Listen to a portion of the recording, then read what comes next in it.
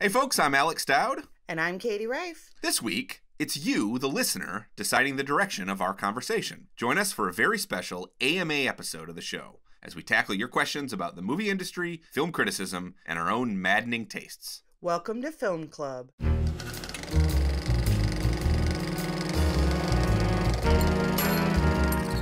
Okay, welcome, folks. Thank you for joining us today on this very special episode of the Film Club podcast. Katie, how you doing?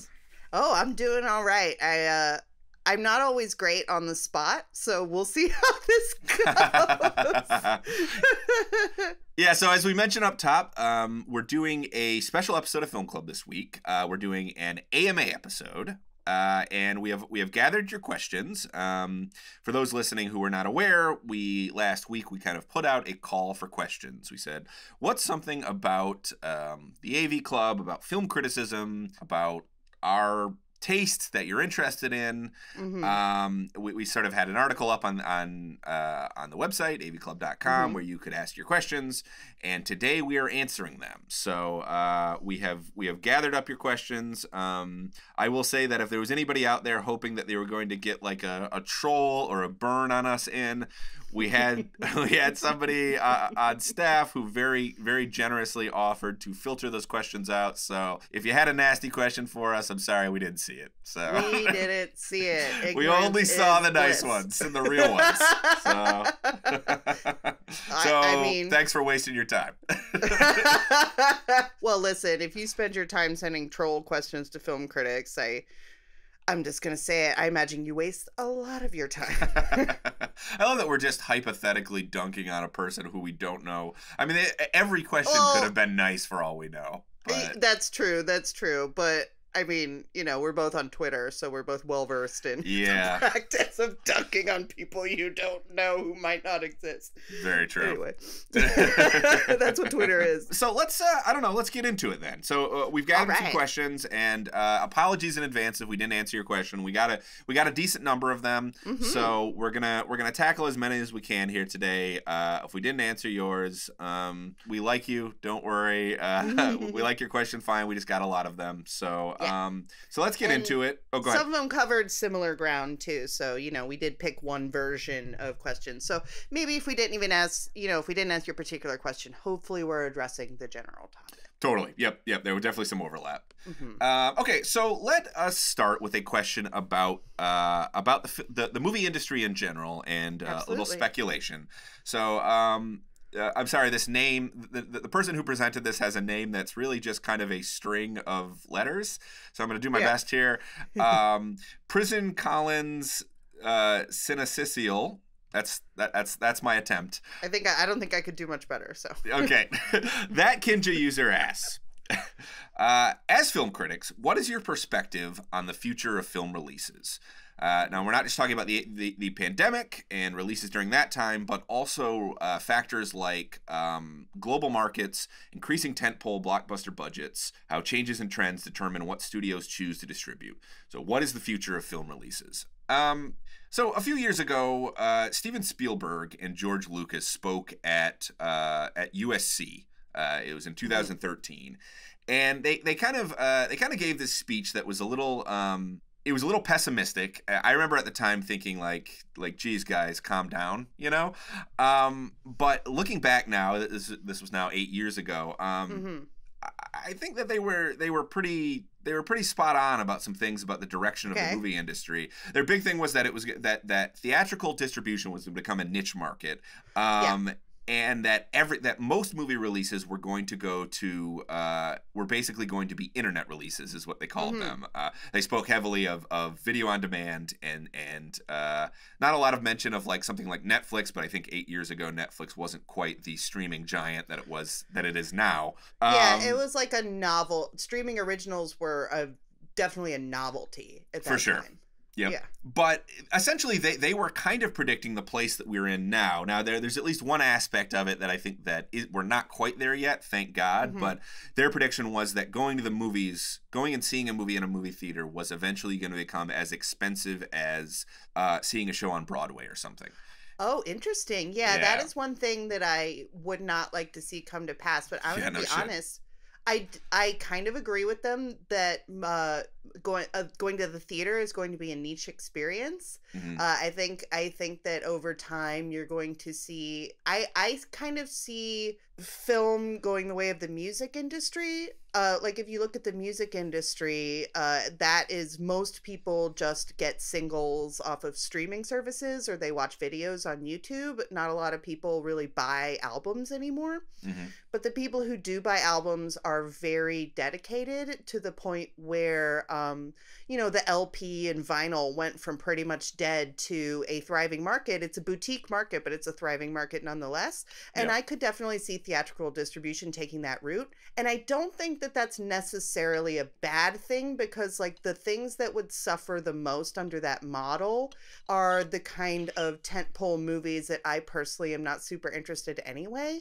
A lot of the movies that I'm the most interested in come out in limited release as it is. And so, I'm choosing to be optimistic about that and hoping it goes the way of vinyl. Well, I mean, I like that idea. I think I'm a little more pessimistic about it at this point. Mm-hmm. I think that what honestly we're going to see is some version of the doomsaying that Spielberg and Lucas were presenting at USC, which is that I think we're going to see big tentpole movies, big blockbuster films are going to still open in theaters. That is their kind of ideal market. So we're still going to see stuff like Marvel movies and Fast and Furious films open in theaters.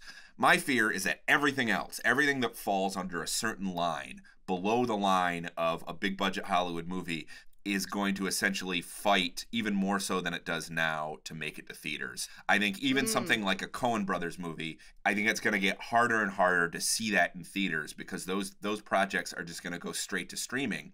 So what you're going to have is, it's like if you want to go to the movies and see a new movie, you can go see the new Fast and Furious film, but good luck seeing the new Martin Scorsese film, for example, on the big screen. Yeah, that's a good point. You do, I mean, it's not complete. You do have the sort of mid-tier auteur-driven kind of stuff. Like, for example, to bring up Brothers, like something like Uncut Gems. Seeing something like that in the theater will get more difficult for sure. I think it will. I guess I'm just kind of hoping for an art house theater revival, I suppose.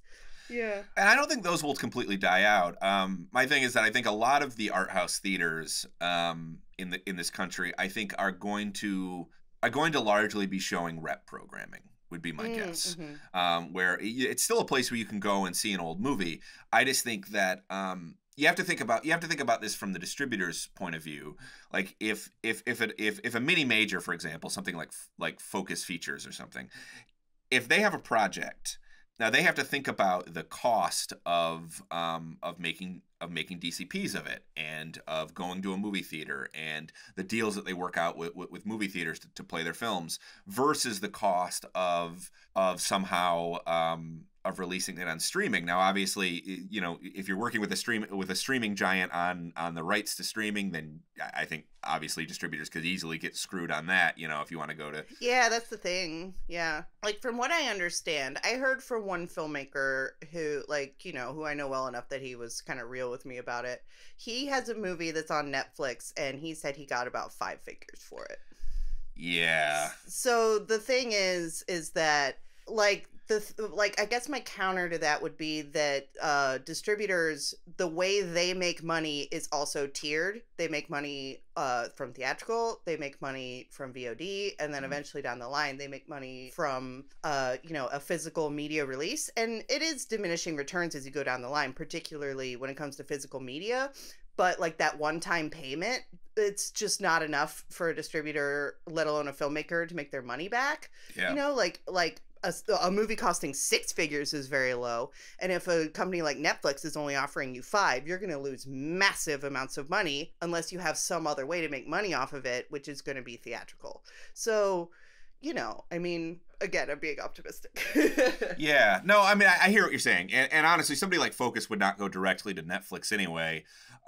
They would release through digital platforms and through VOD, or I mean, eventually all of the major studios will probably. I'm sort of fearing this future where it's going to be like the golden age of Hollywood or very early Hollywood, where movie studios themselves had their own theater chains. Yes. You know?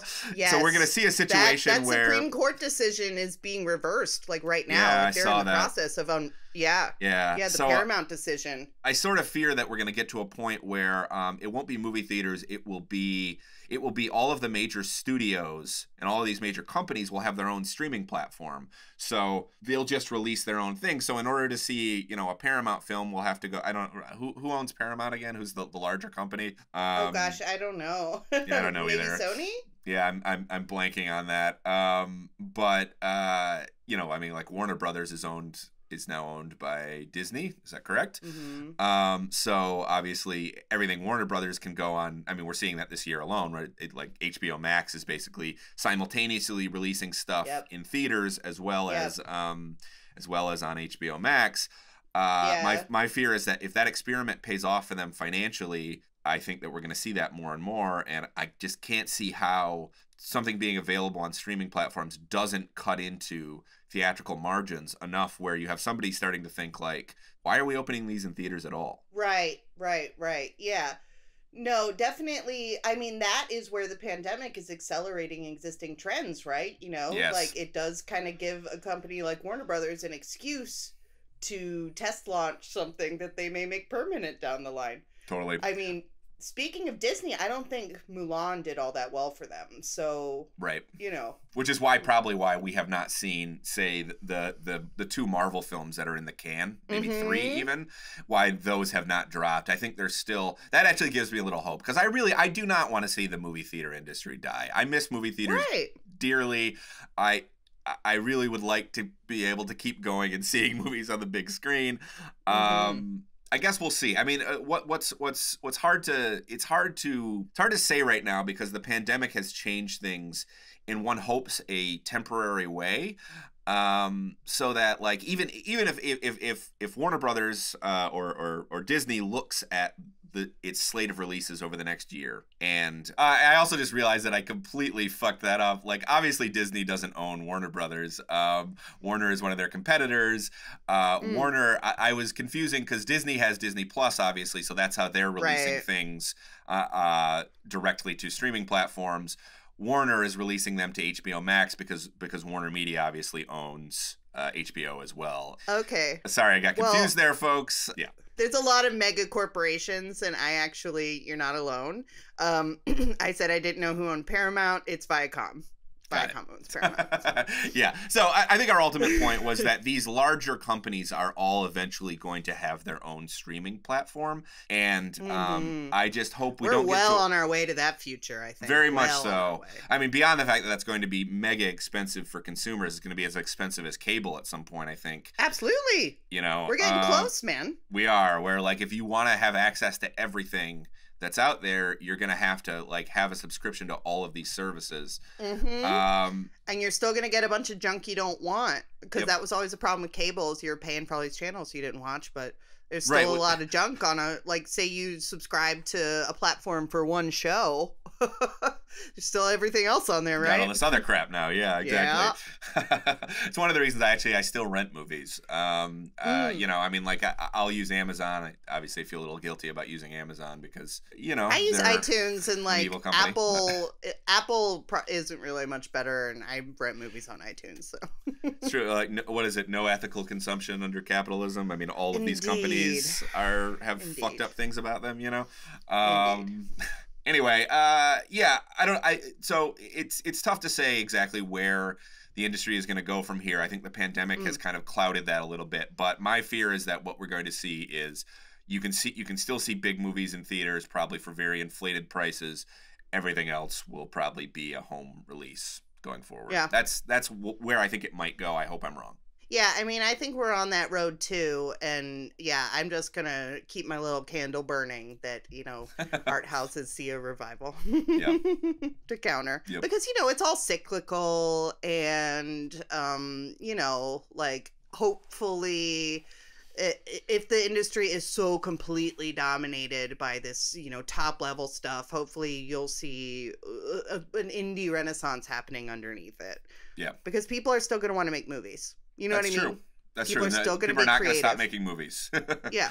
Yeah. So let's get into this next question. This one's Okay. a little bit spicy. We both flagged it though. Yep. Because sometimes a behind the curtain thing is sometimes Alex and I joke. We did a whole promo about this, about how we don't disagree enough on this. True.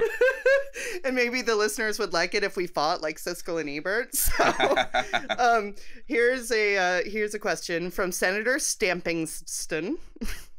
Okay, Katie, which review of Alex's do you disagree with the most? Alex, same question in reverse. I can go first. Yeah, go for it. This is a film where I actually I had a completely different interpretation of it. And like, it's not that I think that you were wrong. I just interpreted it completely differently. The Witch, like your interpretation of The Witch, I really kind of felt, I kind of vibe with that satanic feminism liberatory reading of the film, and you interpreted it the opposite. Yeah, I mean, I'm trying to remember exactly what I wrote about it. I actually don't think that was one of my best pieces of writing, if I remember correctly. But I do think that something that bothered me about The Witch was I felt at the time like it almost felt like a retroactive. Yeah, that it kind of justified the persecution of witches by implying witchcraft was real. Yeah, kind of. Honestly, sort of. I mean, because the movie takes place like less than 100 years before Salem. And if you watch the movie, you go, okay, I mean, obviously it's fiction. It's not presenting itself as anything more than fiction. Although that film does kind of shroud itself in a lot of historical accuracy in the language, in the period detail. Right. It's very easy, I think, to make the jump to, well, if witches really existed, then maybe what happened in Salem wasn't such a bad thing, you know? Yeah. But I really saw it more as a straightforward, like, if your dad calls you a witch, then become a witch. You know, that sort of like kind of idea of become the thing that people accuse you of. And I find it a very liberating kind of idea. So I didn't see it as, I mean, like, I don't disagree with that, but I think it's kind of incidental to the point of the movie, which is a much more liberating kind of idea in my mind. You found the ending, it's a happy ending. In my mind. It's well, a happy ending. She's going to eat butter. She's going to dance naked. The devil's going to give her everything she ever wanted. And what was she going to get if she stayed good, huh? Misery. It's true. We should also say sorry if we spoiled The Witch for you. Yeah, sorry. That movie came out about 5 years ago. I think the statute of limitations is passed. Yeah. But yeah, I a lot of people have interpreted it this way. Like, you know, it got got an endorsement from the Satanic Temple basically for the same reason. Yeah. And so yeah, like that was one where I was like, I see what you're saying, but I disagree. Okay, fair enough. Okay, so my pick is Booksmart, and you were by no means alone in loving this film. There were a lot of people who loved it. I sat stone-faced through most of Booksmart. Oh, it didn't do it for you, huh? It didn't. I mean, I honestly thought it was too nice to be particularly funny, to be honest with you. Oh, okay. You know, that's what I thought was so Gen Z about it. They're so fucking nice. They're so nice, but they don't bully each other. I know. Is that real though? I mean, are we really to believe that Gen Z does not bully each other? Maybe I'm just out of touch and don't know. I mean, how kids are. Well, like in terms of the I mean, kids still cyberbully each other. That's for sure. Yeah. But like, I feel like, you know, in school, they get told that bullying is bad and all this kind of stuff, and stuff that they didn't tell us in the wilder days of the 90s when teachers didn't care if kids were getting shoved into lockers and stuff like that. Now teachers care. Well, that's good. Yeah, this is a movie where even the serial killer is woke, you know?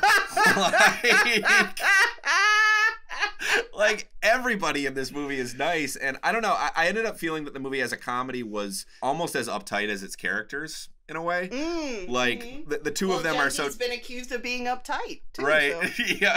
Yeah. It's like the two of them, and both. I actually think both the lead performances are terrific. I like both of them. I'm a big fan of Beanie Feldstein myself. So. Yeah, she's very funny. I think they're both very good in this. I felt that they deserved a zanier comedy than the one they got because I sort of felt like the movie itself was as lame as they were about having a wild time. you know?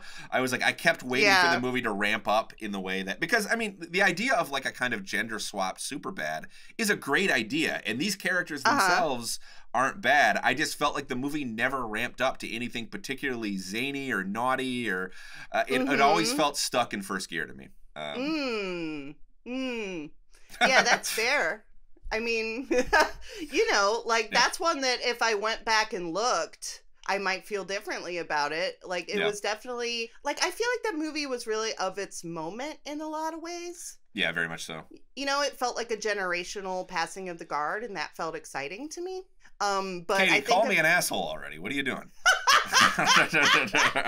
Oh no, even in our disagreeing question, we're like, I respect you.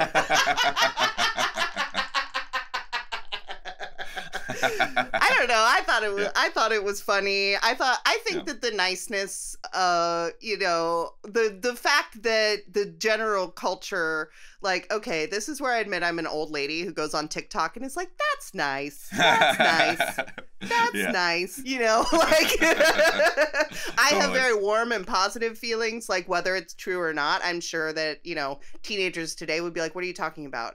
Like everyone's awful and mean. But like from the outside, from my old lady perspective, I'm like, the kids these days are so accepting, and I just love that. So I mean, I'm sure that influenced my feelings on the film Booksmart. Totally. Yeah, I gotta say, it was not terribly easy to find one that you know, I mean, because I feel like you and I probably agree more than we disagree. Yeah, a lot of the time. Yeah. Rarely do we violently disagree to the extent where it's like, what is wrong with you? Yeah. I thought maybe S. Craig Zoller would come up, because I think you and I do disagree on him.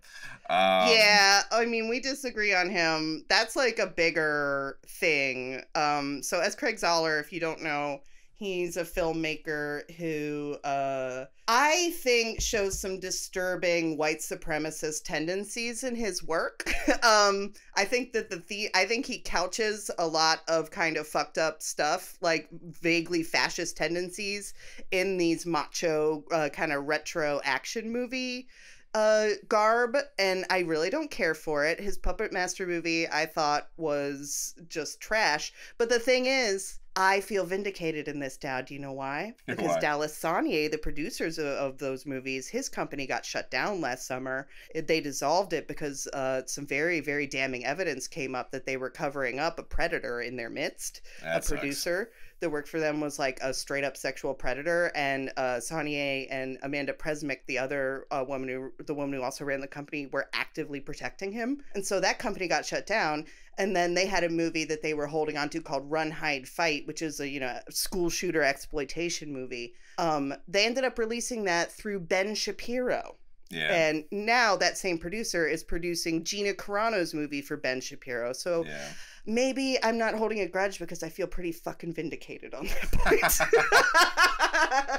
Well, all that aside, I mean, and the thing is, I've always said this about his work, and I mean, obviously it's the most prominent in his most recent film, which is Dragged Across Concrete, which I think is very deliberately pressing buttons in everything from its casting to its plotting to oh, absolutely, everything in that movie is about pressing buttons. I've always kind of assumed that Zoller was sort of a deliberate provocateur, and that he was sort of doing this Don Siegel throwback thing where he was kind of importing some of the politics of these movies with them.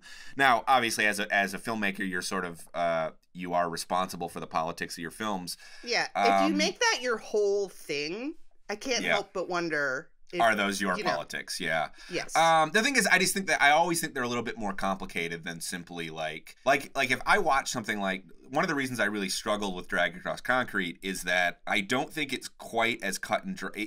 To me, that is not a movie that is cut and dry, pro-police, racist. I think it's a movie that presents characters and then sort of asks you, does representation equal endorsement? And there when you lay out his whole career, like when you lay out his whole career and you start looking at what you would call authorial signatures in his career, I just think that the trends are pretty damning. I don't know. I just don't think there's that much in his filmography that's actually that conservative beyond the kind of general. It's a sort of macho. They're macho genre movies that, yeah, I don't know. I mean, they're it's a lot of white men protecting the sanctity of their culture from savages in his filmography. Well, that certainly could potentially describe Bone Tomahawk. Although I would say Bone Tomahawk goes out of its way to include a scene where there's a character in the film. There's a character, a Native American character, who basically says that, like, the scene is almost clunky, in fact, in the degree to which it exists. Basically, to have that character say, like, this particular tribe is not representational of Native culture in this country in general. Yeah, I don't know. That kind of stuff never really, I don't know. I don't usually buy that sort of, like, that very self-aware turn to the camera, like, I'm saying this so you don't think I'm racist kind of stuff. Like, I don't know. That never really, I usually don't really buy it. I'm like, then if you don't really believe this, why did you make this whole movie about this? You know what I mean? Yeah, I mean, I think that it feels like just covering your ass to me. I think he is covering his ass in that case, but yeah, I mean, I think in the case of Bone Tomahawk, it's like, well, I'm making like an old school Western in some respects, and I'm playing with the iconography, but. My ultimate point is I understand people who find his work vile. I think that he is an enormously interesting director and writer. I think that the way he writes dialogue, I think, is very strong. And I think that his approach to genre is super unintuitive in a way that I find exciting. I think sort of taking these premises that are usually treated as like, this thing should be 70 minutes tops, and stretching them way out so that the aspects I find that intolerable. Oh, I love it. I hate it. It's so self-indulgent. Oh my God. I love it. All right, well, I guess we disagree on S. Craig Zoller then. Yeah, we found our thing that we can agree to disagree on. Yeah. But his filmography, by the way, he has directed 3 films at this point. They are Bone Tomahawk, Brawl in Cell Block 99, and Dragged Across Concrete. So those are his 3 directorial efforts. He also wrote the recent Puppet Master reboot, which I agree is not very good. Yeah, that one really, like, bothered me because, in those films in the past, the puppets have fought the Nazis, but in this one they made puppets the Nazis, and then the remainder of the film is just like this long series of set pieces where we watch Nazi puppets murder a series of, minorities in like really graphic ways, in this way that's designed to kind of like, they're looking straight at you and going, you gonna cheer for that gore? You gonna cheer for the Nazis? And it's just like, I feel like if I could watch a movie, like if I watch a movie and I feel like a Nazi could watch it and be like, wow, that was awesome, then that's just not for me, man. I'm gonna just check out of that. Yeah, that mostly offended me as a Puppet Master fan, I gotta be honest. Yeah, that too. Andre Toulon is a Holocaust survivor. He is not a Nazi. Thank you. That twisting of canon bugged me. I was like, no, don't reclaim him as a Nazi. He fought the Nazis. Anyway. Why you gotta reclaim a fucking Nazi to begin with? Yeah. Anyway. All right, so moving on. Old Man of the Mountain asks, what negative review do you most wish you could go back and change to a positive review, and what positive review to a negative one? Okay, so do you want to go first? You take this one first off. Okay, I'll go first then. Okay, so a positive review that should have been negative. I have been way too easy on probably on Pixar over the years. Okay. And I don't know if that's just having grown up with Pixar. Sort of like, I still think Toy Story is one of their greatest achievements, and as it's their sort of first film. And over the years, as a film critic, I think that I have sometimes struggled to reconcile my fondness for the company in general with the diminishing returns that they've experienced to some degree over the last couple decades. Maybe particularly over the last decade, honestly. Yeah, they kind of ride on their reputation at this point, I feel like. I think so, and they've churned out a lot of sequels and prequels, and I just think that the difference between, I mean, a Pixar movie is always going to be a very slick and spit polished production. You know, I mean, you're never going to see a Pixar movie that's sloppy, at least in the technical department. They're all sort of wonders to look at. But I think that I've gone too easy on a few Pixar films. I went actually back when I was still at Time Out. I went way too easy on Cars 2, which is sort of generally understood to be the worst of the bunch. I was just grateful that it wasn't this pokey. This pokey tribute to small town America, the way that the first one was. Okay, yeah. But I was too easy on that. I think I was too easy on Monsters University, which in retrospect I think is kind of lazy. I mean, I like those characters enough that it was fun to see them as young men, but like it really is just kind of a lazy like spoof of campus comedies. And well below, I ended up giving it a B, which I think is too generous. And most recently, Toy Story 4, which the more I think about, the more I'm bothered by what a hodgepodge of ideas that movie is. You can really see the fact that this started as a different project, and there's at least 2 or 3 different movies contained within that. And I don't mean that. I don't mean it's that. It's not a compliment. That's not a compliment in this case. You know. Also, I mean, I won't get into the ending, but I will say that the ending the ending of Toy Story 4 feels so, not disingenuous, but so phoned in, so canned almost compared to the ending of the previous film, because we know in a sense that this is a series that Disney will gladly continue to make sequels to. So the idea that we're seeing any kind of punctuation on these relationships or on these friendships feels fundamentally phony to me, because at any moment Disney could greenlight a Toy Story 5.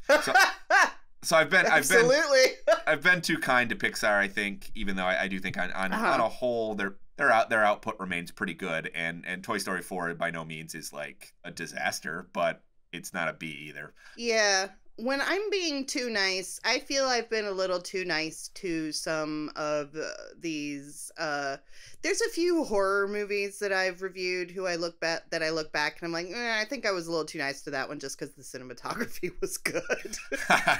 Do you have an example? I think I was a little too nice to Relic, which came out last summer. Like I was really impressed with like the cinematography and all that stuff, but then when it came time to list your best horror movies of the year, it didn't pop into mind. You know what I mean? I was really nice to the movie because I was like kind of taken with the themes and stuff, but the more I look back on it, the more I'm just like, yeah, but like, did it really make an impact? And you know, it didn't really linger in my mind. So I wonder if maybe I was a little too nice to that one. We did a whole episode back around Halloween about elevated horror, and I don't know about you, but I've started to feel lately like, as much as I've loved a lot of these films that have been tagged with that label, and much as I think we as a site have gone to bat for the we have hereditary school of horror, it is starting to calcify into a shtick, I think. Yeah, but that to me brings up a whole other question, which is like, can you blame a movie for when it came out? You know what I mean? Right. Well, it depends. I mean, you can blame a movie that is clearly trend chasing. You know? Yeah. There are some that are sort of accidentally, that they happen to come out, they've been in production and they happen to come out at a time and suddenly look like behind the trend because there's so many other films that were being made at the same time that have the same vibe. Or it sat for a while, or, some other reason that has nothing to do with the intentions of the filmmaker. Totally. I mean, like we talked a little bit about The Lodge, and that's a movie I like, but through no fault of its own, because it was probably made close to simultaneously, that thing ended up looking like kind of like a lesser Hereditary in some respects to me. Yeah, and like Saint Maud, that movie it was done in early 2019. But it didn't come out until about a month ago. But by the time I saw it at a festival and I thought it was pretty great. And then I watched it again and I was kind of like, just because the trend is kind of starting to run out of steam at this point. And that was a movie where when I was writing the review, I was kind of grappling with like, is it this movie's fault that I kind of, felt a little bit deflated watching it? Totally. Okay, so in terms of a negative review that should have been positive, I'm sure readers would probably throw a lot of those at me and say that I was. But one that I can identify myself that I feel like it should have been a positive review, and it was negative when I wrote it, was my review of Andrew Dominic's Killing Them Softly. Now this again predates AV Club. I was still at Time Out when I wrote that review as well.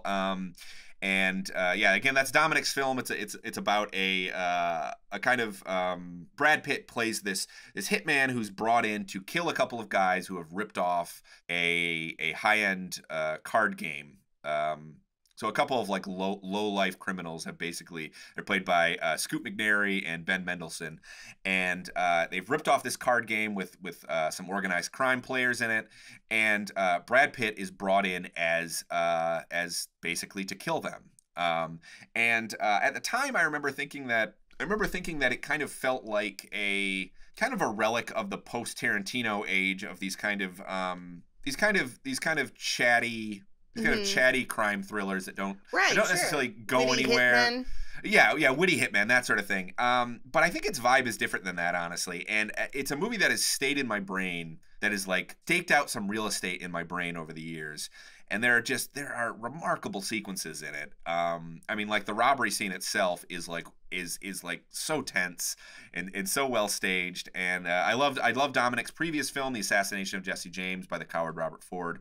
I think that's one of the great films of the new millennium. And I think there might have been a part of me watching it that assumed that Killing Them Softly was going to be more of that nature.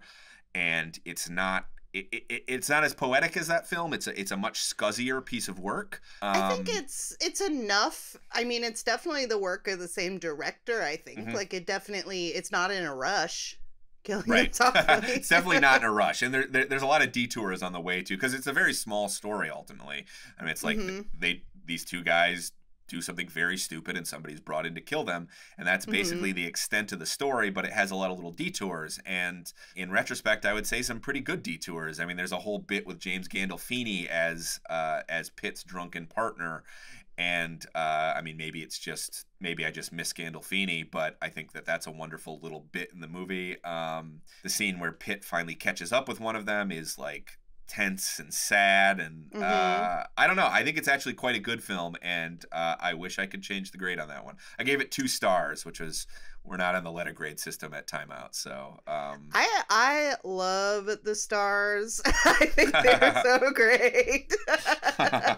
I prefer letter grades, I think, because they're a little bit more specific. But maybe is that why you prefer stars, because there's a little bit more gray area there? Yes, that is why I prefer stars, actually. Yeah, I think it has a little bit more gray area to it, for sure. At least we don't use the number system. I mean, like the 1 to 100 or something, or the pitchfork system, you know? Oh, God. No, that's too specific. It is too specific for me. I guess in pitchfork terms, I'm saying that Killing Them Softly, I gave a 5.8, and it was more of a 7.9. 7.9 is pretty damn good, buddy. It's a good film, and it is, like I said, it's sort of lived in my mind. What's something you thought you were too tough on? Something that I was too tough on.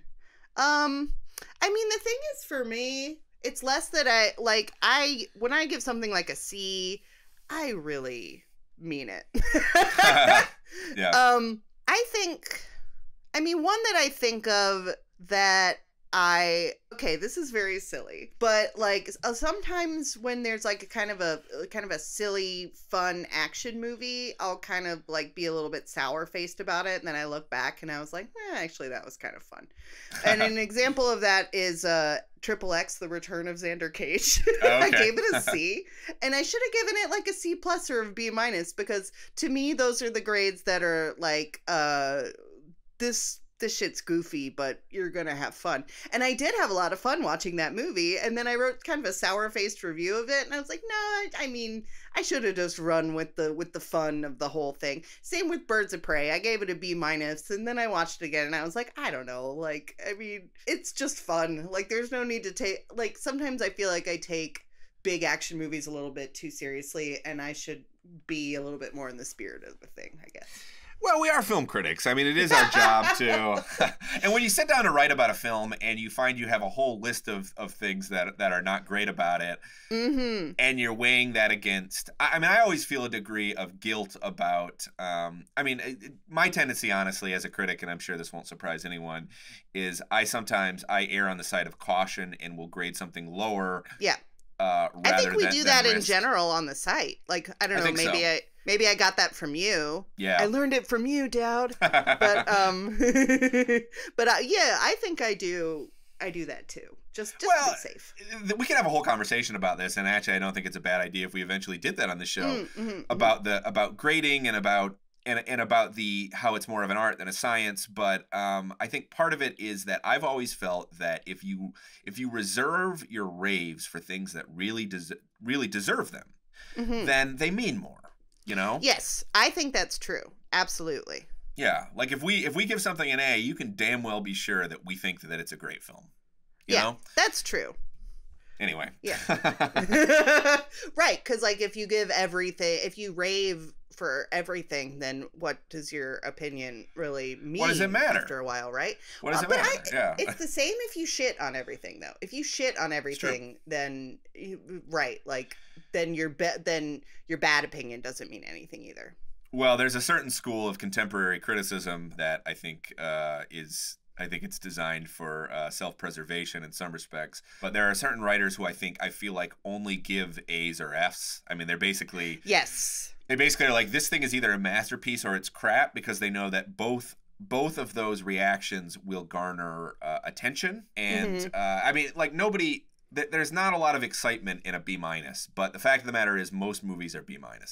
Absolutely. Most movies are B-. Yeah.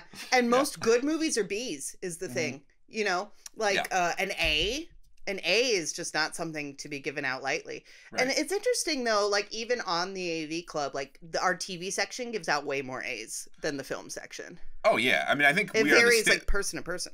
Yeah, I think we're the stingiest section, honestly, with the grades. Yeah, for sure. I think we are.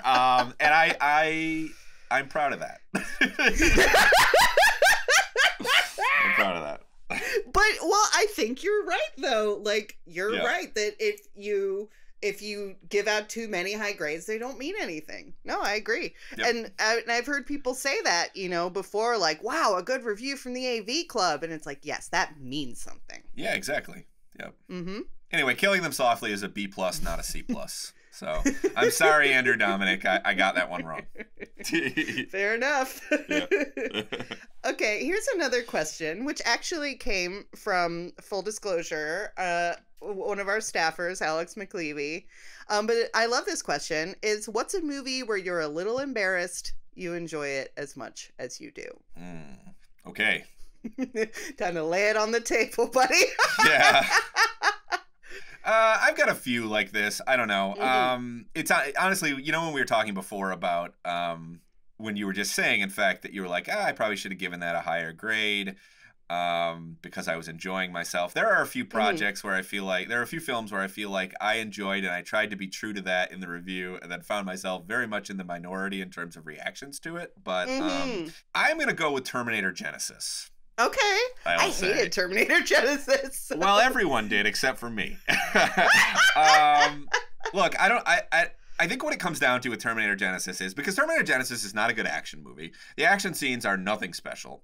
It clearly falls into the camp of like fan service reboots that exist just to remind you of old entries in this series that do nothing all that special with it. There are a million cases you can make against this movie for why it's not a good film. I really enjoy convoluted time travel nonsense. Okay. I've always really liked, I really like Back to the Future 2, even though I can, as a critic, I can look at it and go, Back to the Future 2 is a pale imitation of the first film. Everything charming about the first film is gone. Yeah. It's just this time travel nonsense. You know what movie I used to watch on repeat when I was a kid? Back to the Future 3, which is even worse. Yeah, I think it is worse. Love that movie. Well, 3 is just like, what if we took the first film and put it in the Old West? Exactly. It's stupid. Yeah. But I really enjoy the second one because it has all this stuff where characters are sort of like interacting with past events and the events of past movies. So suddenly Marty is in the events of the first movie. There's a second Marty. That stuff is like catnip for me, honestly. And Terminator Genesis opens with basically with the Terminator showing up to fight like a younger version of himself. That's like the beginning of the movie. Like he basically is, the characters are entering the events of the first Terminator film. And again, that stuff is sort of catnip for me. I found that thing pretty fun. I think Schwarzenegger is pretty fun in it. I think he plays this kind of, he basically is the Terminator as grouchy sitcom dad. Mm-hmm. And that's cute to me. I don't know. It's kind of fun. I do think in general this series has been interesting. I mean, none of the sequels since the second one have been particularly good, but I think they've been interesting only in the sense that you've sort of watched the progression of Arnold Schwarzenegger as a movie star and the way that he has dealt with his own mortality and his own sort of increasingly weathered physicality, I guess I'd say. Mm-hmm. I don't know. Anyway, I'm a little embarrassed because everybody hates that movie, and I can't necessarily say that there's a reason not to. That thing spoke to me on some level, on some very geeky time travel science fiction level, where I was able to forgive its numerous flaws. You know. My answer is one that is very blasphemous in certain circles, and I apologize in advance. Sometimes when you're watching like a little bit older, 60s, 70s kind of like martial arts or kaiju movie, I like to watch the dub. Oh. Wow. I like the dub. Like, I understand that they're two different things and, they're their own thing, but I like the dub for what it is. Because the dub is just goofy and silly and you can just have fun with it. Like, when you're watching, like, an old Godzilla movie, like, I understand that the American versions are abominations and the original Japanese films are actually kind of serious. Well, to a certain point, of course. Like, Depends on the era, yeah. Yeah, they got goofy as hell, like, pretty fast. But for example, like just the other day I was watching King Kong versus Godzilla, the 60s version. I watched the dub. It's funny, I was just thinking of that one because that one has a really fun dub to the point where I actually think that they were maybe having a little bit of fun with it. King Kong's not going to make a monkey out of us, that sort of thing. Yeah, that kind of stuff. Yeah. I think that might actually be the ideal way to, at least for an American audience, to watch that particular film. Yeah, I see what you mean. I also see how it is a little embarrassing. Right, because like I understand and agree that it's quite disrespectful to some of these original films, the way that they chop them up and put a bunch of like goofy one-liners on top of them. But I like those goofy one-liners for what they are. I don't know. I will say this too, with something like Godzilla movies, you have to keep in mind that for a lot of us growing up watching these films, dub versions were the only thing we had access to. Exactly. That's what was available. It does have a nostalgic charm. That's what played on TV on Saturday afternoons. Yeah. Right. And the VHSs were almost all, I mean, like King Kong versus Godzilla, the dubbed version was the only thing that was readily available, as far as I remember. Yeah. So. Yeah. All right. So Lindsay Tramble asks, what's your all-time favorite comedy? Okay. My all-time favorite comedy, it has to be the one that I've seen the most. And speaking of nostalgia, it does inform my opinion here. My favorite comedy of all time is Young Frankenstein, because we used to watch this movie all the time. It was one of the so in my household, like, we had cable for like a summer because my uncle worked for the cable company and he turned on the cable, and so we had HBO for like a summer. And so we taped every single movie that played on HBO that summer, and then we just watched those movies for the remainder of my childhood. Got it.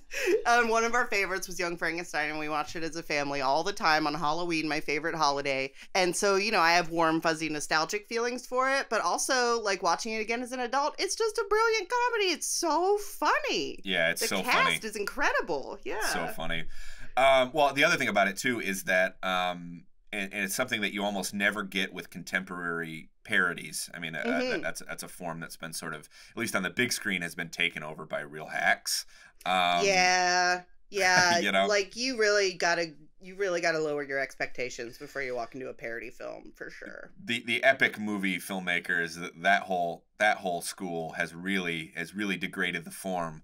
But you watch something like Young Frankenstein, and I think part of what makes it so brilliant is that as a parody, it's so specific about the way that the movies it's parodying, that something like James Whale's Frankenstein looks and feels and operates. Like, it is such a close study of that film on a tonal and aesthetic level too. Even the sets. Like, you can tell they looked at the sets and tried to recreate them as closely as possible. it takes that stuff seriously, and one of the only people I think working today who is operating at that level in terms of parody is somebody like Edgar Wright, who I think when he sets out to make a parody, and he's not really necessarily totally in that wheelhouse anymore, but when he makes something like Hot Fuzz, he is closely studying those films that he's spoofing. Yes, and the tones. Hot Fuzz is another one of my favorite comedies. I love Hot Fuzz. It's so great funny. film.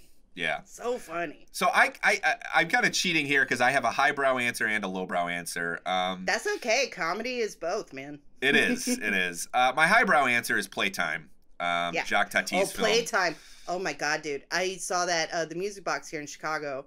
On 70 millimeter, right? Oh, yes. Oh yeah. my God, it was incredible. The detail was just astounding. Yeah. So this is it's a Jacques Tati comedy from the late 60s. The film is unconventional in a number of respects, but it basically unfolds as we're kind of looking at then contemporary Paris, and he does have a regular alter ego that Tati himself plays, who we follow around the city.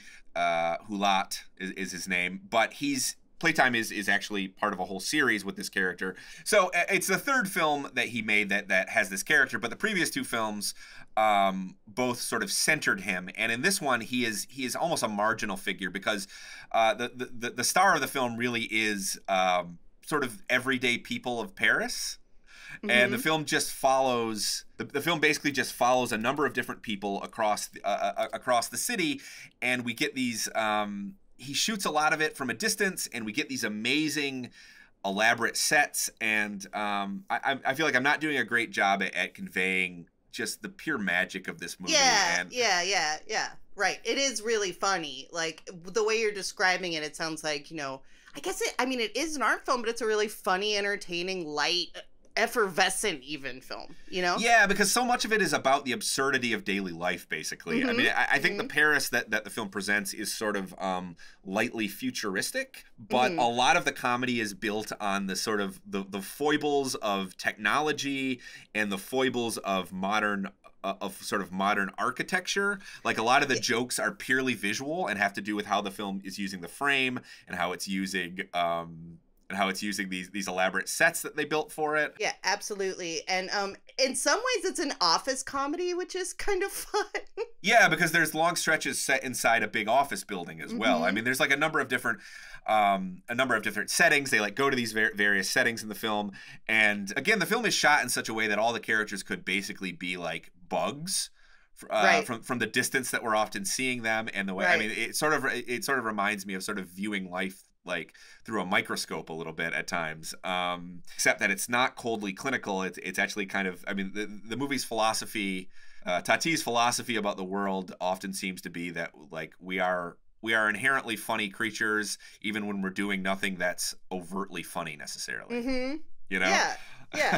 There's a brilliant sequence towards the end set in a restaurant where the whole thing just sort of devolves into chaos, and it's a very, very funny film, and one of the most formally remarkable movies I've ever seen, never mind genre, in terms of what he's doing with composition, in terms of what he's doing with choreography within the frame. I think it's a masterpiece. That is my favorite comedy, but if I could pick a lowbrow choice also. Yeah, embarrass yourself. Yeah, I love Dumb and Dumber. We were the right age. Listen. We were the right age for that. I watched I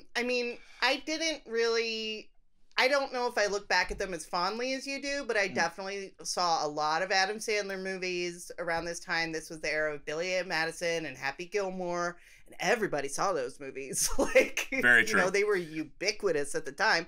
And same with Jim Carrey. Jim Carrey was huge.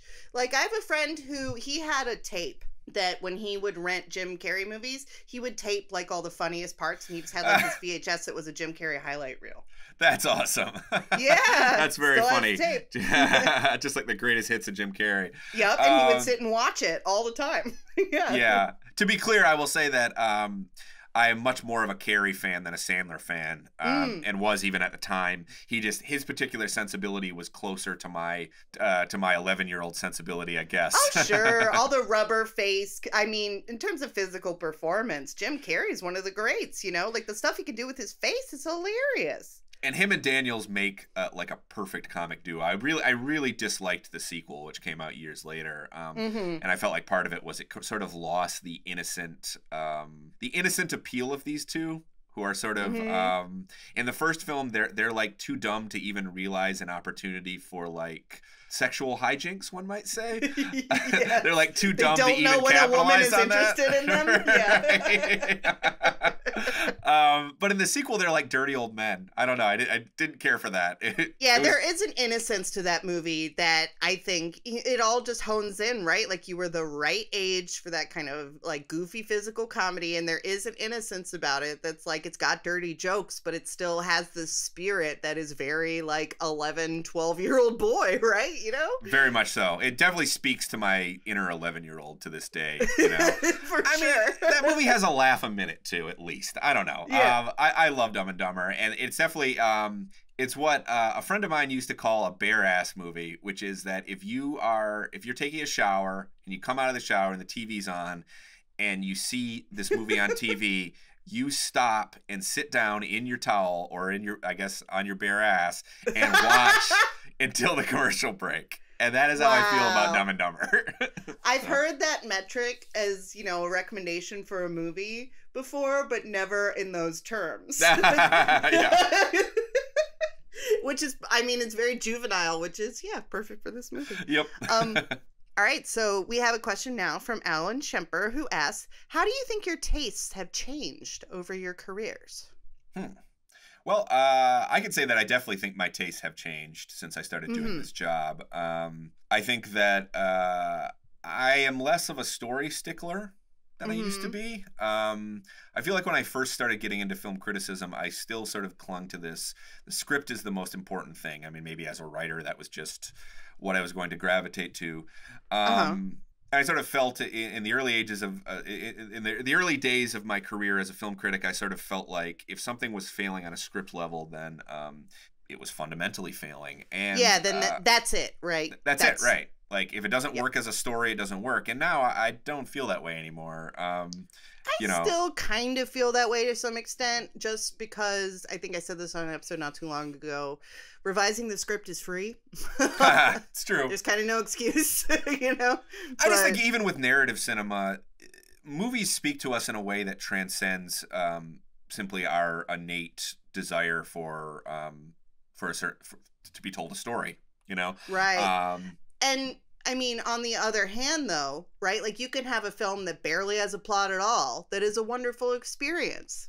That's true. It could be. It could come down to honestly the extent to which the story is important to what the film is doing.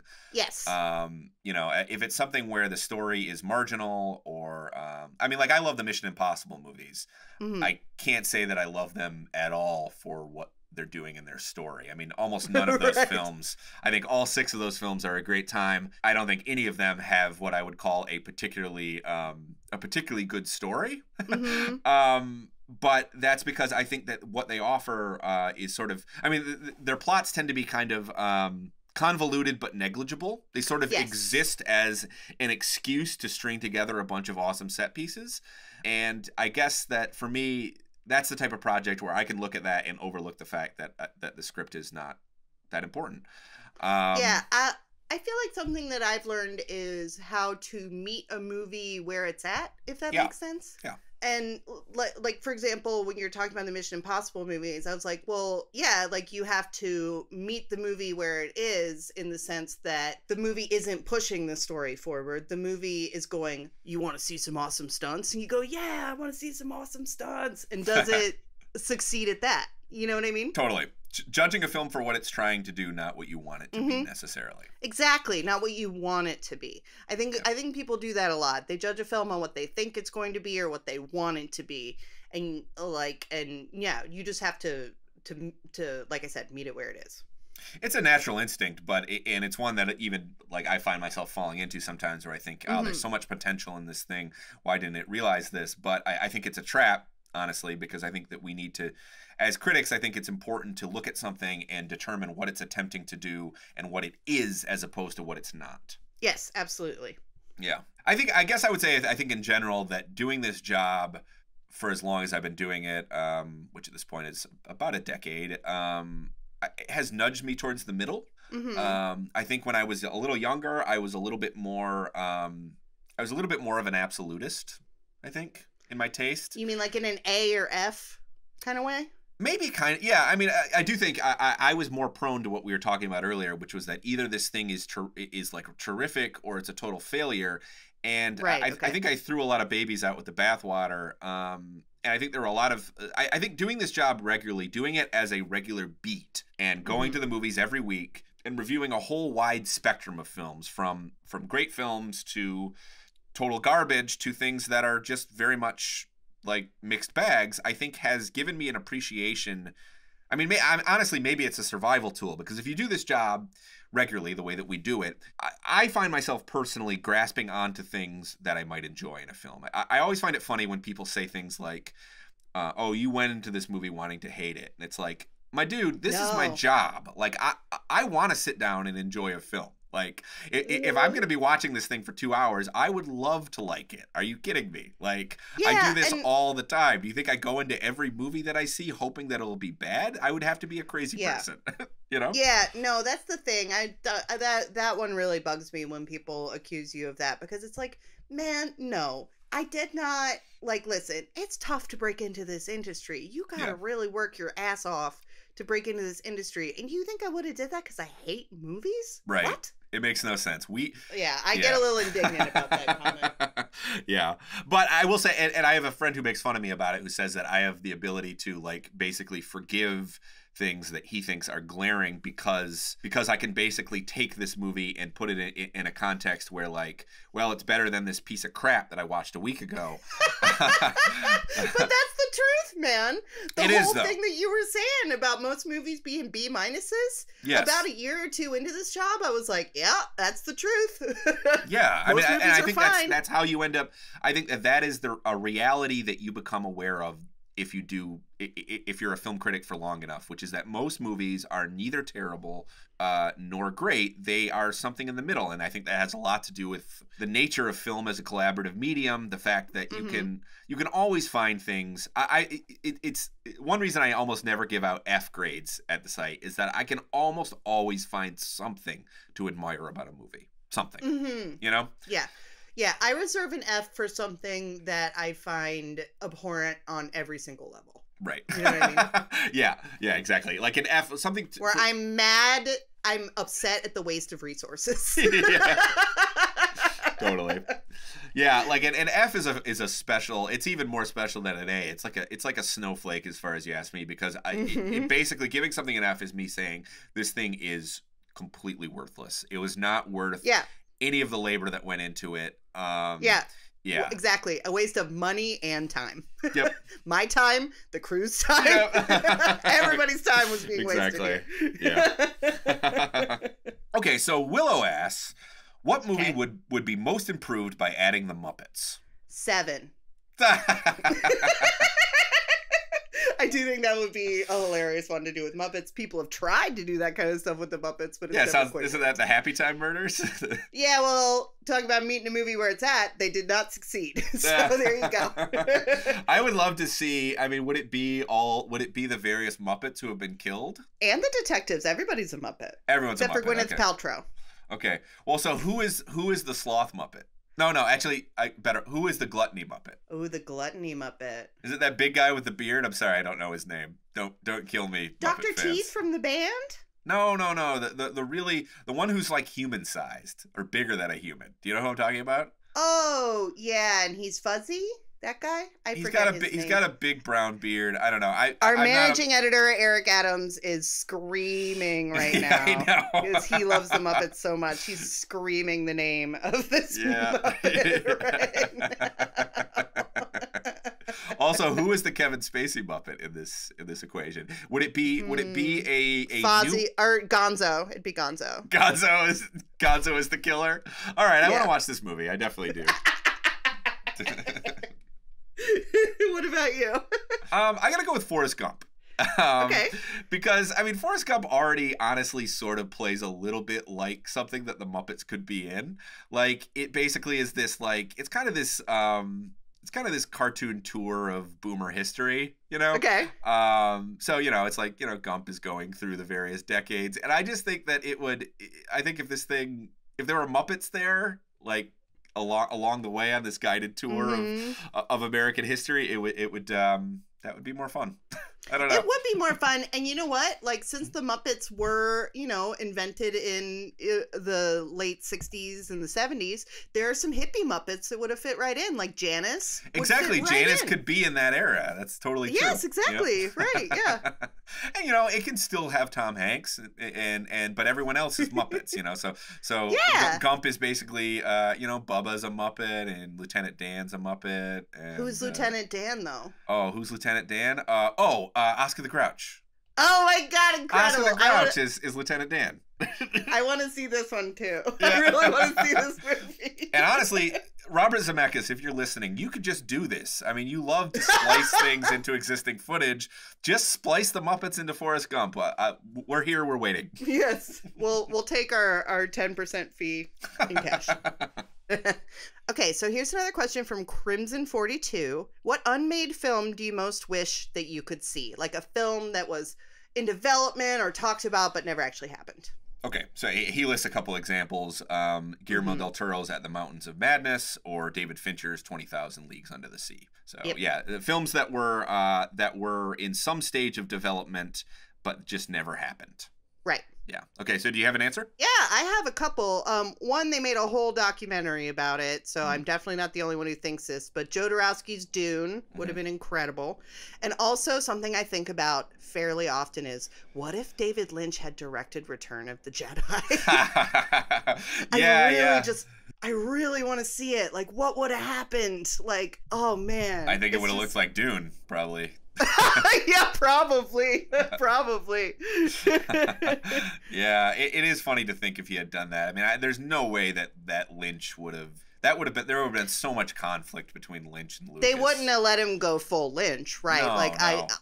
It would have been a very compromised version that made it to the screen in the end, for sure. But probably still weird, you know? They would have had little weird touches to it, yeah. Even, you know, you mentioned Dune. Like, Dune has some very strange touches to it, you know? Like, the sort of obsession with industrial noises makes it into Dune. And what would he have done with Return of the Jedi? It would have been so weird. Yeah. Yeah, no, I would love to see that too, honestly. Yes. My choice is after the release of Jaws, which was obviously at the time was the biggest hit of all time. You know, they wanted to do a sequel, and eventually they did do a very bad sequel, and several bad sequels actually. Yeah, the Jaws franchise kind of. It's one of those franchises that you have like a great first one, and then the drop off after is I mean, it's hard to think of a bigger gap in quality between, like, say, Jaws and Jaws: The Revenge. You know, like yeah, the totally. gap in quality between those two is just so enormous. Like, I feel like the drop off is incredible. Yeah, a oversized great white shark could swim into the gap between those two movies. But so Spielberg, they were in talks of making a sequel, and initially Spielberg was talking about the possibility of making one, but he didn't want to do a sequel. He wanted to do a prequel. And his idea was to take the Robert Shaw character, Quint.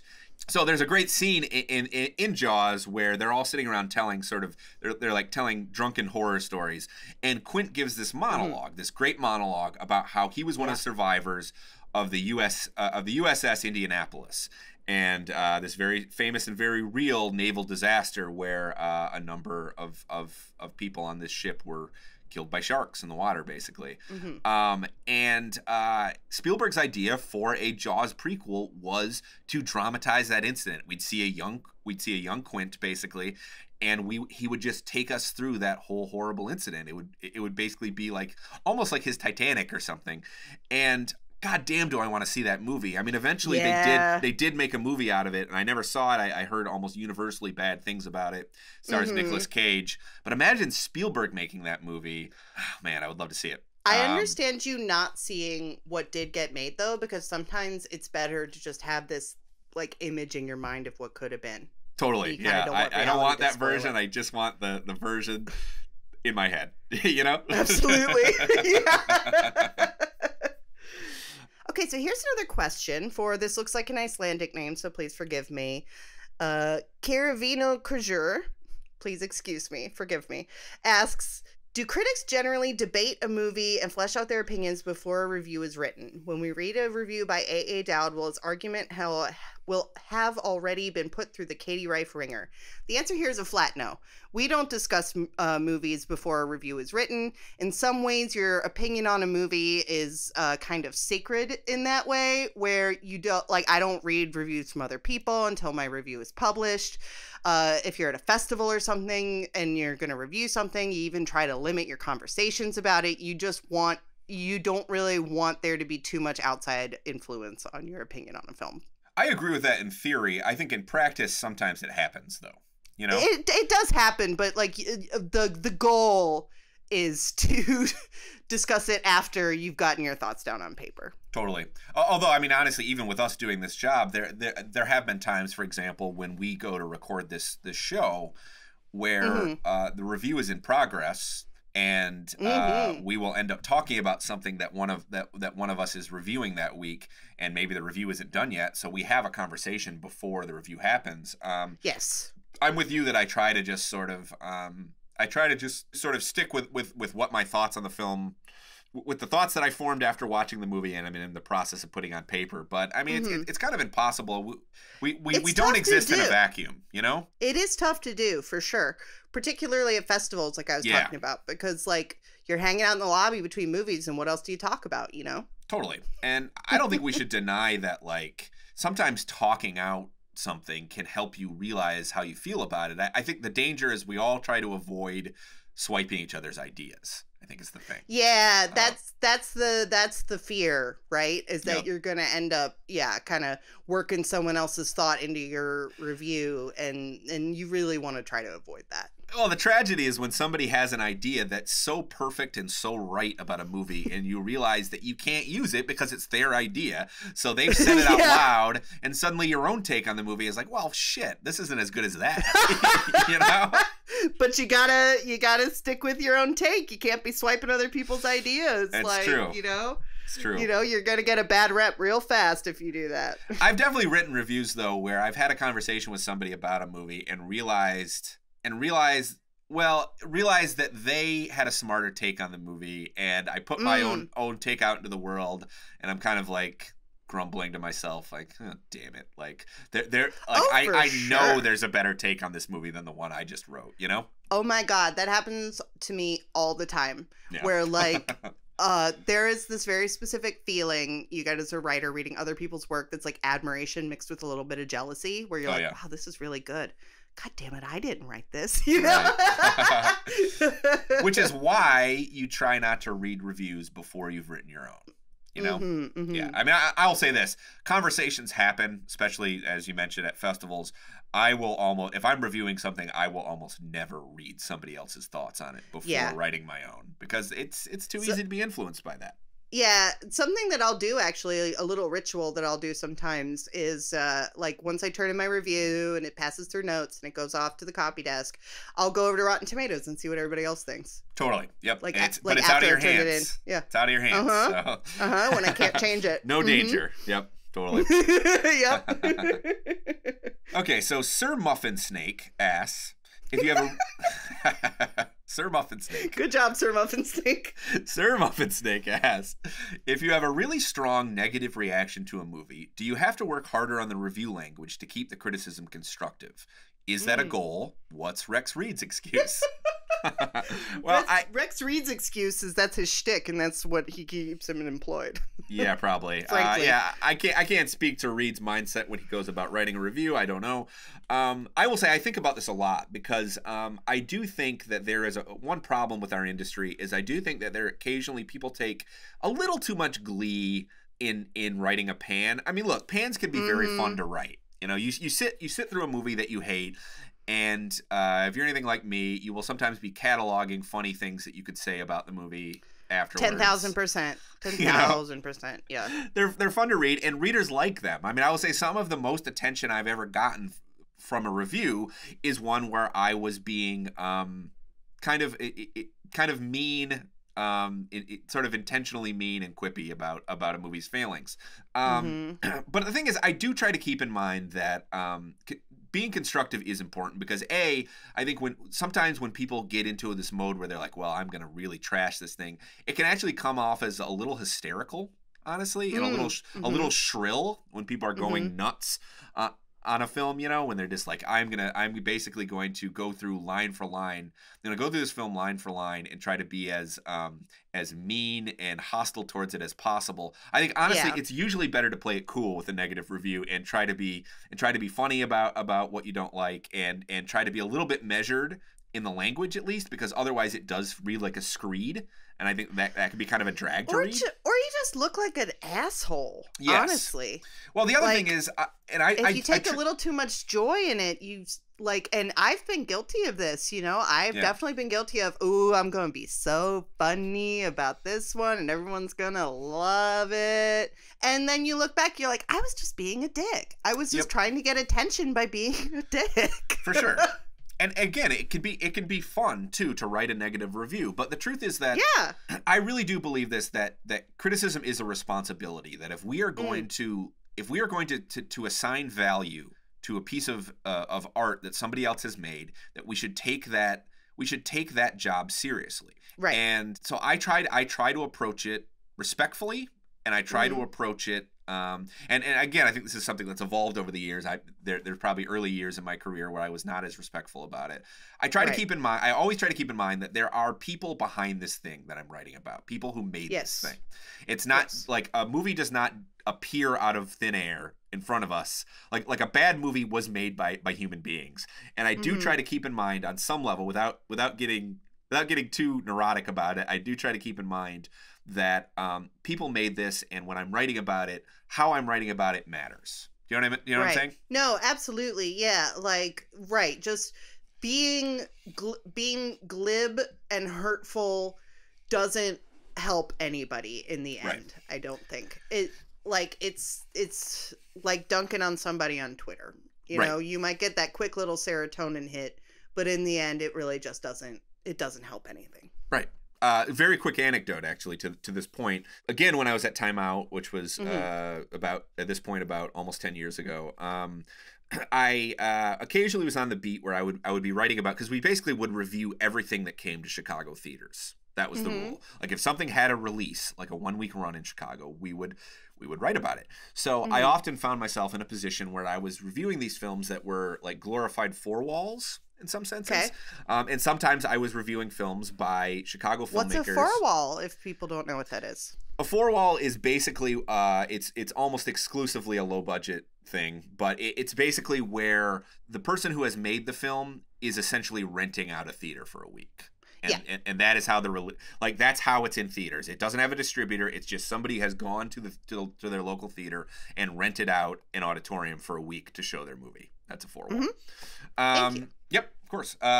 So occasionally four walls, but also just writing about zero budget independent Chicago films. And I'm not going to use names here. There is a Chicago filmmaker who has since gone on to bigger and better things, who I reviewed a very early feature by that he made, and I was not very nice in the review, and eventually it got back to me that I had hurt his feelings with the review. And I stand by my feelings about the film. I don't think the film was good.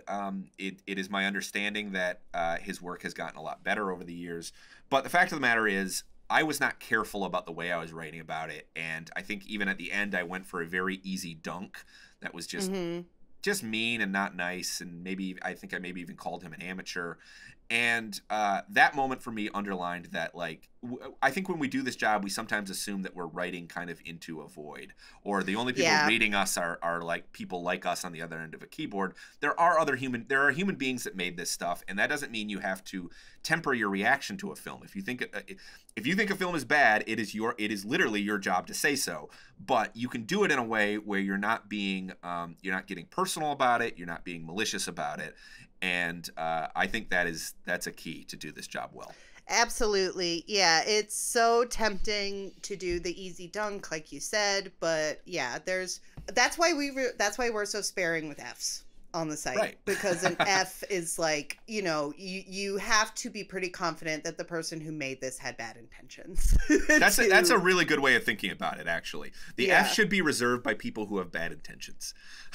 Because mere incompetence, I think in general, is not enough for an F. It has to be, I almost reserve them for films that I think are actively toxic. Right, exactly. Same. Yeah, totally. So here's one that I think I want to get your take on this, Dowd, because this seems to be a pretty common kind of thing that happens with couples in particular. And so this is from the Notorious Chud.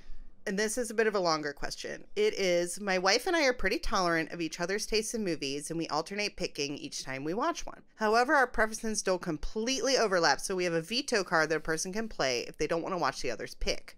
I'm wondering if you had any advice on getting people with quote-unquote snobbier tastes excited for popcorn fare, and vice versa. How can I get, in short, sums it up, how can I get my wife to watch Stalker with me?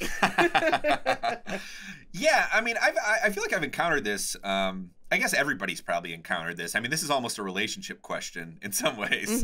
Yeah, this is kind of a, depending on how important movies are to you in your life, like this could be a big sticking point in a relationship. Yeah. So let's get the opinion of two divorcees about this matter.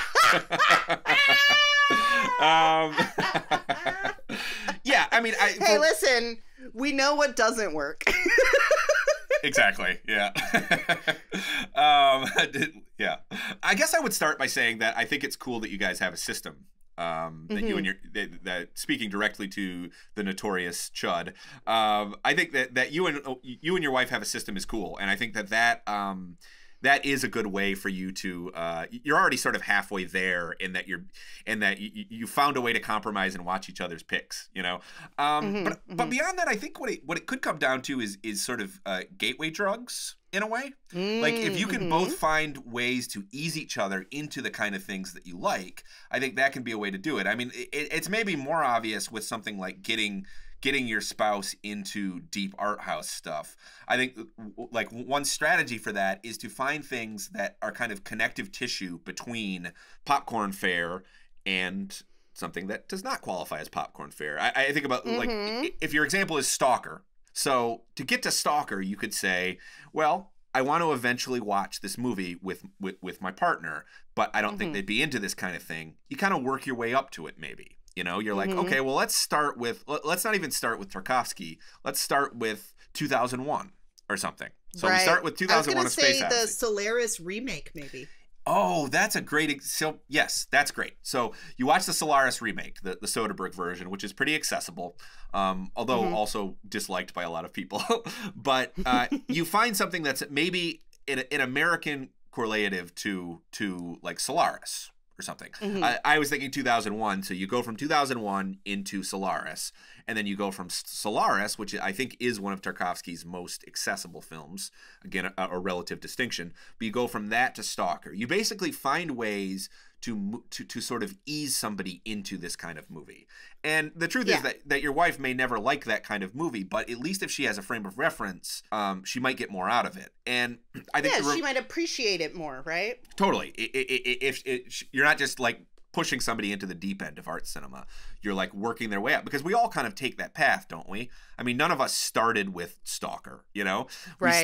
We started with something maybe a little bit more accessible, a little bit more mainstream, you know. I mean, for me, I remember getting into like Martin Scorsese was a direct line into cinema history. I started Absolutely. as a teenager watching his art movies, which are all super exciting and have this electricity to this rock and roll flavor to them. And then you use that as a sort of stepping stone to weirder stuff. You know, Tarantino is another great, like Tarantino, if you want to get into, he is a great gateway drug to a whole world of B movies and exploitation cinema, because you can watch something like Kill Bill and then you can go, wow, I really liked Kill Bill. what else, what influenced Kill Bill, and you just go from there. I mean, you wrote a whole book about this. Yeah, I actually wrote a whole book that is about, if you like this Quentin Tarantino movie, here's the stuff that influenced it, and here's stuff that's similar to it. And no, like he leaves clear trails of breadcrumbs in his movies. I've never interviewed him, but I would want to ask him, like, do you do that on purpose if I ever interviewed him? Right, to get people into this stuff, you know? Yep. So that's, I think, the best approach. But I also think the reverse could be true, too. If you have a reluctance to watching popcorn cinema, there are, I mean, for one thing, you could, like, one strategy would be to find a critic, and it doesn't have to be me or Katie, obviously, but find somebody whose work you respect, who writes about art films, and find the kind of popcorn movies that they like. Because there is an entryway with popcorn cinema, too. There are, you know, if you're into art house cinema, there's a good chance that you're also into to looking for the authorial stamp on a piece of work. Right. You know, maybe you're an auteurist, and the reason that you like Tarkovsky is that you can see Tarkovsky's imprint on all of his work. But that can be true of a lot of popcorn cinema too. And there are lines of connection between the art house and popcorn cinema. Yeah, like if I was going to move the opposite way, you know, speaking of like space movies, I would think of like Alex Garland's work as a nice middle ground. Sure. Like Annihilation. Annihilation. That would be a great gateway to Stalker as well, because there's a ton of Stalker in Annihilation. Yeah, Annihilation's a good one. Yeah.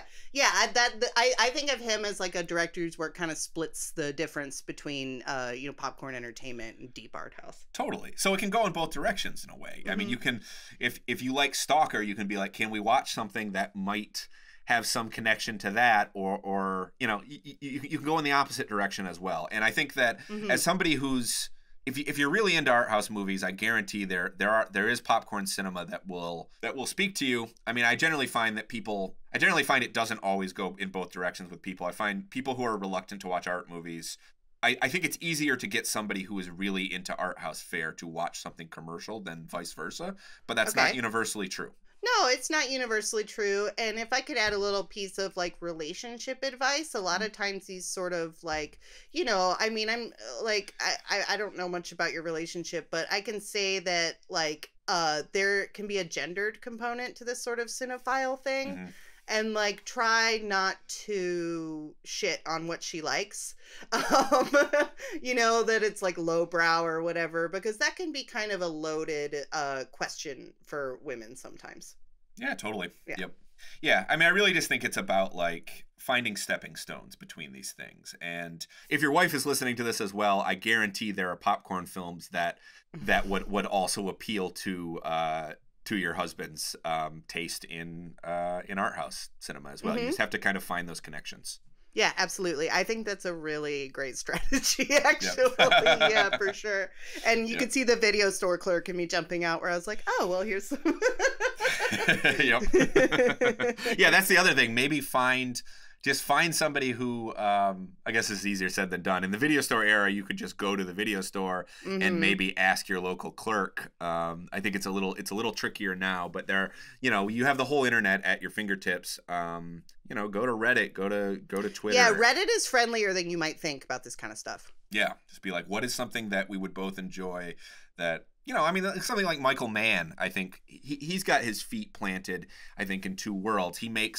I think he makes commercial thrillers that are perfectly entertaining, depending on the film you're watching, but also have an enormous, I guess for lack of a better word, an enormous art house appeal as well. Okay, so here's a question from Phil Dean, aka the Reverend. He asks, if you could put a moratorium on any single trope or subgenre, what would it be? For him, it's Groundhog Day ripoffs. Yeah, doing this job, I feel like you and I encounter probably a lot of tropes that we get very tired of. Because films can be kind of repetitive, and there are waves, and there are certain themes that resonate. Yep. I think that I have a couple that I would love if they could be retired. Okay. One of them is studio comedies that sort of double as self-help seminars. These movies about characters who have something in their life that they're not dealing with, and they just really need to learn to have confidence in themselves, or they need to learn to stand up to their boss, or they need to learn to be a better father. It's just so tedious. Like, there's so many, like, I feel like that is the model of current studio comedies, is that all of them are just need to self-actualize, you know? And it's so boring and so repetitive, and I feel like it even corrupts pretty good comedies, you know? I mean, even something like Game Night, which I mostly liked, has an aspect of that where we somehow have to, like, the whole thing has to be about him becoming more confident before he can have a child. You know, he's always felt like he's in his brother's shadow or something. And, like, that stuff just feels like it's out of a like out of screenwriting manual or something. And I say fucking retire it already. Like, yeah. I mean, I think that kind of reflects something in comedies that I would like to see go away. I am very excited for the return of editing in comedies. I feel like there's so many comedy. I feel like that convenient button that you're talking about kind of goes hand in hand with this idea of, like, all you got to do is put funny people in a room and turn the camera on. No, man, that works for an improv show, but you're making a movie, dude. Yeah. Like, I would love to see the return of editing in comedies. I think it's coming around slowly, but. Yeah, totally. Less of the Apatow school of just, like, fucking riff for a half hour, you know? It gets boring. Yep. My other pick here is solemn indie dramas about characters silently coping with some hidden trauma from their past. Dude, there'd be half as many movies at festivals if you got. I know. I mean, we'd be cutting festival lineups in half if we did this. And maybe that's why I would like them to end, because I feel like, I mean, like, every other day you're seeing a movie like this, but to me, they just don't strike me. They never strike me as having anything particularly insightful to say about trauma or grappling with it. It just ends up feeling like an affectation. Characters who are dealing with something that they're withholding from the audience, and that we spend the whole movie just waiting for them to come clean about, or for the film to reveal, you know? And they always cope with it in the same way, too. It's always just, I am this sullen shell of a person who no one can reach, and maybe I work on a ranch. That's a common one. Or, you know. Yeah, for sure. Or, like, I moved back in with my family. Yeah. And there's something that I'm just not talking about. Yeah. Like, I mean, sometimes it's like, let these characters deal with, I think to be very clear, I think movies can deal with characters grappling with trauma in a smart or interesting or moving way. I just think this particular strategy for it almost feels like a make an indie, you know? It's like you don't even have to have any ideas, so long as you're just like, stick an actor in this movie and give them some unspecified, later to be revealed trauma, and have them not talk about it. And have them brood on it, yeah. Yeah. Totally. And then there's some sort of, like, big explosion of violence at the end or something like that. That's what happens in a lot of these movies, yeah. Totally. Or at least a big confrontation about it eventually. Yeah. Something that I would like to see on a similar note is I would like to see the return of horror movies that are just about monsters, where monsters are just monsters. I understand that every monster is a metaphor, but people have been going pretty hard with the metaphors lately. And I would like it if they eased up a little bit. Yeah. It would be nice to get one that is not so, because occasionally at times, and again, we have praised plenty of these films, but there are times when when the metaphor is kind of all there is. They foreground it so much that it just ends up kind of being like you don't get any kind of kick out of it, you know. No, I mean, you're basically you essentially are just watching a drama that's been molded into the shape of a horror movie sometimes, you know, where it's just like, okay, this thing is about dementia, this thing's about dementia, this thing's about dementia, you know, like just being told over and over and over again. Exactly. Like, I just think it's a trend that's kind of playing itself out. Let the subtext be subtext, you know? Yes. I would like a return of subtext in horror cinema, and just generally in cinema. Something that I find really frustrating, that I think is a really played out idea just culturally, is the brilliant asshole. Like the brilliant asshole detective in particular. It's just, it's so played out. And it just doesn't, it seems like kind of a relic of an earlier time to me. Well, honestly, I think that something like the brilliant asshole speaks to, may also speak to a larger problem in cinema, which is the kind of the kind of enabling of brilliant assholes in the film industry as well, and the degree to which over the years we've basically said, well, the price of their genius is that they're a huge prick. Is that people who are going to throw staplers at you and like tell you how worthless you are and stuff like that. And just, I think as a culture, it's time to let that idea go, and perhaps the fictional version of that could take a little break as well. All right, that's all we've got time for today. Thank you so much to everybody who submitted questions. So sorry if we couldn't get to your question or if we butchered your name. This was really fun, and if you guys are interested, maybe we could do another one sometime. In the meantime, please be sure to rate, review, and subscribe to Film Club wherever you get your podcasts. This week's episode of Film Club was hosted by me, Alex Dowd, and by Katie Rife. It was produced and edited by Carl Blomberg. Our sound mixer and finishing editor is Seth Hafer, and our motion graphics designer is Julie Mullins. Check in with us next week and we'll have a brand new episode. Thanks. Bye.